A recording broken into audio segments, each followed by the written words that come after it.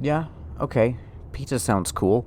You try to sound indifferent, like it doesn't matter, but your stomach rumbles right on cue, loud enough that Dad laughs. Thanks so much for that, traitorous stomach. Great, I love it when a plan comes together. That's something Dad likes to say because there's an old TV show where someone said that all the time. Dad likes old TV shows and films. You guys watch old science fiction movies together all the time.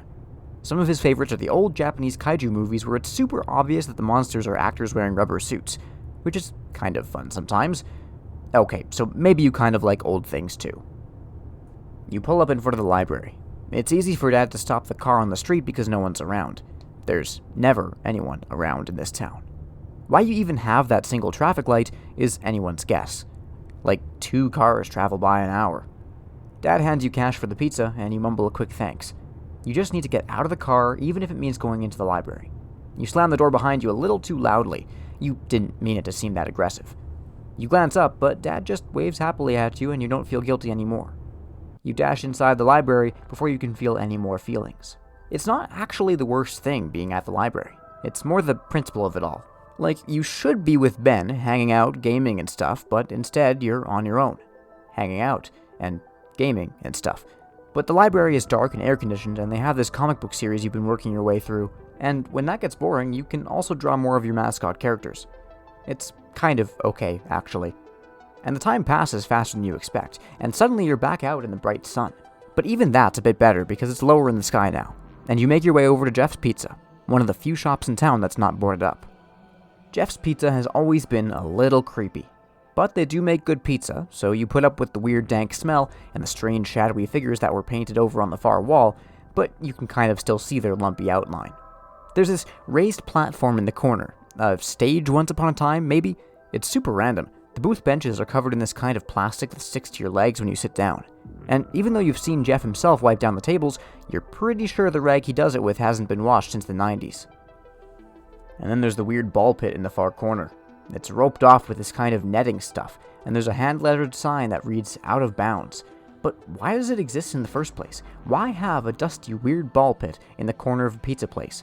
And especially why if you don't want anyone to use it? It's not like you're super tempted by it. It kind of looks smelly and gross. But you're not tempted. Okay, kid, what'll it be? Jeff himself. Greasy skin, greasy hair, grease on his apron. A plain slice and a Coke, please, you say. Jeff nods and turns like he's got better things to do, even though the place is empty and there's no other customers. He brings you your slice and soda pretty fast, and you inhale it just as quickly. Your stomach is still gurgling. Yeah, 1 slice is seriously not enough.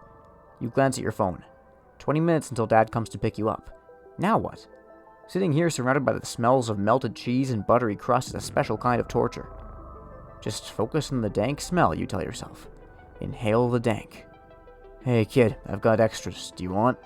Jeff is there in front of you in all his greasy glory with 2 slices of pepperoni in his hands. Do you want? What kind of question is that? I don't have enough cash.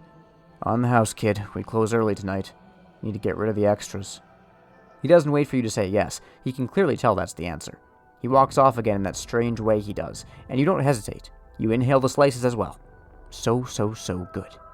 Yeah, okay. Maybe Dad's plan isn't terrible. Maybe you can do this again tomorrow. Or maybe, like with everything else, it'll start to get boring. And it's not like you get free slices every day, and 1 slice isn't enough and just kind of feels disappointing.